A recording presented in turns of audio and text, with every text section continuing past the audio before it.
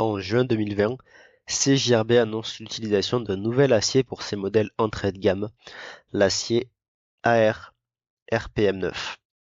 La particularité de cet acier, qui a fait pas mal de bruit à l'époque, est qu'il a été présenté comme un acier issu de la métallurgie des poudres, donc un processus assez haut de gamme, mais qu'il est cependant vendu sur des couteaux très abordables, parfois à moins de 50 euros. L'objectif de cette vidéo, c'est de vous présenter les propriétés de cet acier et de revenir sur la polémique qui a eu lieu en milieu d'année 2024. Donc bonjour à tous et bienvenue pour une nouvelle vidéo. Donc aujourd'hui un sujet qui change un petit peu des présentations que je fais d'habitude, puisqu'aujourd'hui on va se concentrer exclusivement sur une discussion autour de cet acier AR-RPM9. Donc la vidéo d'aujourd'hui elle fait un petit peu suite à la présentation de ce modèle Pyrite de chez CJRB que j'ai publié la semaine dernière et que je vous invite à voir si vous ne l'avez pas vu. Vidéo dans laquelle donc je parle notamment de la marque CJRB et de la marque propriétaire de celle-ci, Artisan Cutlery. Aujourd'hui on va vraiment se concentrer autour de cet acier AR-RPM9 parce qu'il y a beaucoup de choses à en dire au final. Je me permets de préciser avant de commencer que la majorité des informations que je vais vous donner dans cette vidéo sont tirées d'un article et d'une vidéo publiée par Knife Steel Nerds, donc par quelqu'un qui s'appelle Larry Thomas, qui est un docteur en métallurgie, et qui est la personne qui a designé l'acier CPM MagnaCut, pour ceux qui connaissent. Donc voilà, je préfère le préciser juste par honnêteté intellectuelle. Dans cette vidéo, on va un petit peu repasser sur les différents éléments de la polémique qui a eu lieu autour de cet acier, en parlant tout d'abord du nom, pourquoi AR RPM9, en parlant du processus de fabrication de cet acier, en parlant de sa composition, bien sûr de ses propriétés, et je vais ensuite conclure et vous recommander ou non cet acier pour un couteau pliant. Commençons tout d'abord par le nom de cet acier, AR-RPM9, qui est un acronyme pour Artisan Rare Powdered Material 9 Element Steel. Pour ceux qui ne parlent pas anglais, bien sûr, je vais détailler tous ces différents mots. Donc artisan, ça vient du nom de la marque Artisan Cutlery. Le rare, j'ai pas trouvé d'explication, que ce soit sur le site d'Artisan Cutlery ou sur des forums. Powdered Material, ça nous fait penser au processus de métallurgie des poudres dont je parlais en introduction. Et on a ensuite le 9 pour dire qu'il y a 9 éléments qui vont rentrer dans la composition de cet acier. La polémique qu'il y a eu, c'est que les différentes informations présentes dans ce titre sont quelque peu mensongères. En tout cas, c'est ce qu'a découvert Larry Thomas. Et on va revenir sur ces différents éléments au cours de la vidéo. Donc tout d'abord, je voulais revenir sur le processus de fabrication de cet acier RPM9. Mais avant ça, je vais faire un petit peu une mise en contexte des différents processus qu'il existe dans le monde de la métallurgie coutelière, de manière aussi simplifiée que possible. Tout d'abord, le processus le plus classique, ce qu'on appelle la fonderie. L'idée, c'est de prendre notre acier liquide et de le refroidir dans un moule pour former un lingot solide, qui va ensuite plus tard être usiné pour former nos lames. Le problème, c'est que le processus de refroidissement est relativement lent, ce qui va entraîner des inhomogénéités dans l'acier, ainsi que la formation de carbures relativement grossières. Une carbure, pour vous le rappeler, c'est des petits cristaux dans l'acier qui sont formés à partir de carbone et d'autres éléments qu'on va ajouter dans l'acier. Typiquement, dans les aciers inox classiques, ces carbures sont principalement composées de carbone et de chrome. De l'autre côté, on a la métallurgie des poudres, qui est un processus beaucoup plus haut de gamme, où l'idée c'est que l'acier liquide va passer à travers une buse où il va être pulvérisé avec de l'azote gazeux à très haute pression, ce qui va former des toutes petites billes qui vont se refroidir très rapidement, et en refroidissant, elles vont donc se solidifier pour former une poudre de particules fines, ce qu'on appelle l'atomisation gazeuse. Cette poudre, elle va ensuite être placée sous des très hautes pressions et à très haute température pour former un lingot solide, ce qu'on appelle la compression isostatique à chaud. L'idée, c'est que même à très haute température, si on augmente suffisamment la pression, on peut transformer un élément liquide en élément solide. Et l'intérêt de ça, c'est que ça va permettre un acier très homogène et aussi la formation de carbures très fines. De ce fait, les aciers issus de la métallurgie des poudres sont toujours supérieurs à ceux obtenus par fonderie, puisqu'ils partagent exactement la même composition, mais que la structure cristalline des aciers issus de la métallurgie des poudres est supérieure. Et donc ça va permettre une meilleure affûtabilité, donc un acier plus facile à affûter, ainsi qu'une meilleure résilience de l'acier. Le problème, c'est que le processus coûte plus cher. Je vais mettre ici une comparaison de deux images. À gauche, un D2 obtenu par fonderie et à droite du CPM D2 obtenu par métallurgie des poudres. Les deux aciers partagent la même composition, mais on peut voir que la taille des cristaux à droite est beaucoup plus fine que celle à gauche, ce qui va permettre une meilleure résilience de l'acier. Il existe un troisième processus qui est un petit peu moins connu, parce que moins souvent utilisé, ce qu'on appelle la pulvérisation. L'idée, c'est qu'on va prendre notre acier liquide, qu'on va à nouveau pulvériser avec de l'azote à haute pression, mais au lieu de se solidifier complètement, l'acier partiellement solide va être projeté dans un moule, pour simplifier, pour former notre lingot solide. Le problème, c'est que le refroidissement, même s'il va être plus rapide que par fonderie classique, il va rester moins rapide que dans le cas de la métallurgie des poudres. Et donc la taille des carbures va rester un peu plus grossière que dans le cas de la métallurgie des poudres, mais plus fine que dans le cas de la fonderie. C'est un petit peu un processus intermédiaire, que ce soit en termes de tarifs et en termes aussi de qualité, disons. Et donc je vous ai mis ici une courbe qui vient du site Knife Steel Nerds, qui compare la résilience, donc toughness, ça veut dire résilience, du D2 obtenu par fonderie, du PSF 27 qui est la version issue par pulvérisation du D2 qui est un petit peu meilleure, et on a ensuite la résilience du CPM D2 qui est au-dessus. Donc on voit ici que plus on utilise un processus coûteux, disons-le, plus on va améliorer la résilience et l'affûtabilité de notre acier. Et voilà, c'est les principales différences entre ces processus, c'est vraiment la taille des carbures, donc la structure cristalline de l'acier. Et ce que Larry Thomas a remarqué en analysant la structure cristalline de cet acier AR-RPM9, c'est que la taille des carbures ne correspond pas à la taille caractéristique qu'on obtient par métallurgie des poudres, mais elle correspond plutôt à la taille qu'on obtient par pulvérisation. Et c'est de là qu'a démarré la polémique de fait de l'usage mensonger dans le nom de l'acier de métallurgie des poudres. Alors cet acier est obtenu par pulvérisation. Revenons maintenant en détail dans la composition de cet acier, puisque Artisan Coutellerie a beaucoup communiqué sur le fait qu'ils avaient créé cet acier spécialement pour la coutellerie.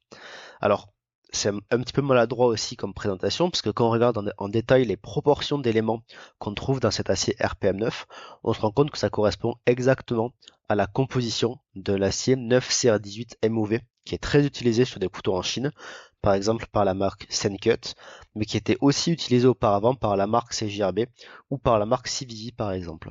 Donc déjà, c'est un petit peu mensonger de dire qu'ils ont développé un nouvel acier en reprenant uniquement la composition d'un acier qui existe déjà, mais en utilisant un processus de pulvérisation au lieu d'utiliser un processus de fonderie classique. Donc c'est un petit peu maladroit sur ce point de vue.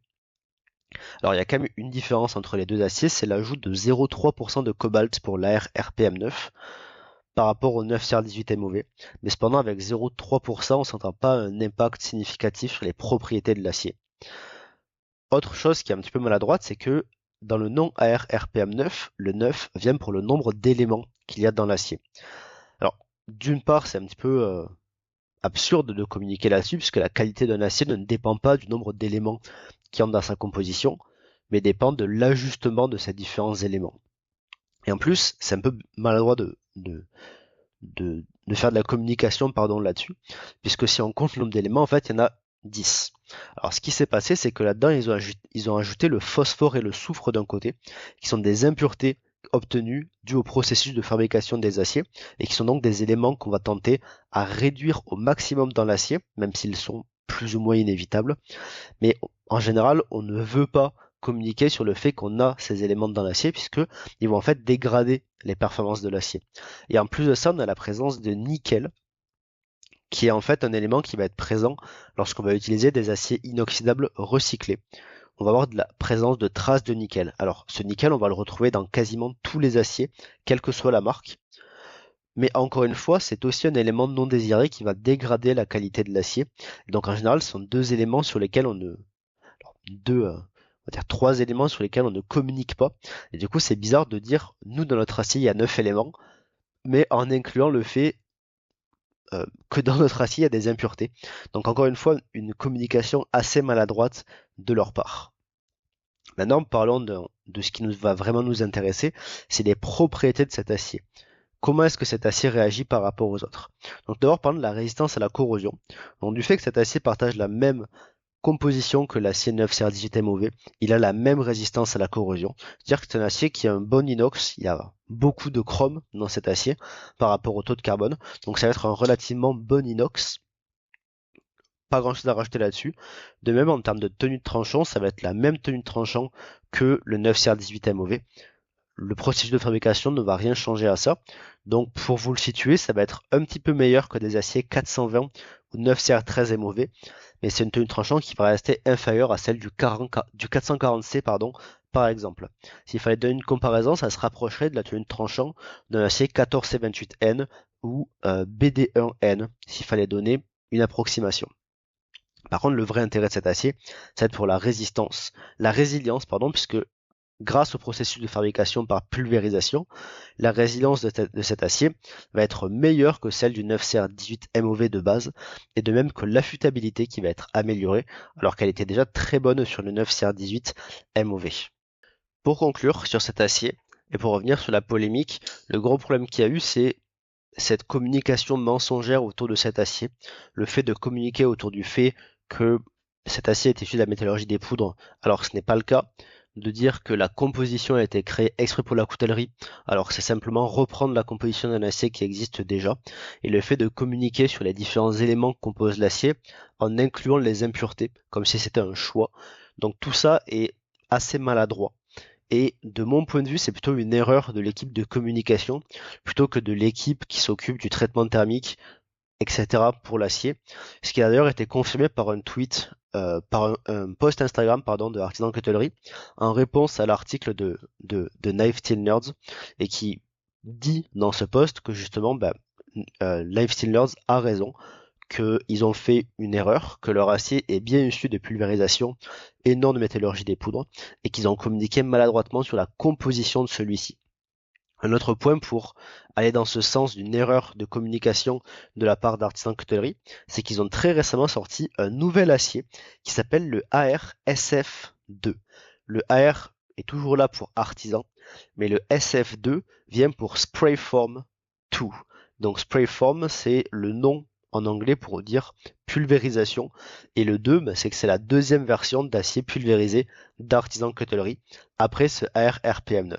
Donc ils ont corrigé leur faute de communication avec ce nouvel acier. Pour en parler rapidement, l'idée de ce AR-SF2, c'est de reprendre les qualités du AR-RPM9, c'est-à-dire sa résilience et son affûtabilité, mais d'améliorer sa tenue de tranchant qui est un peu le point faible de cet acier.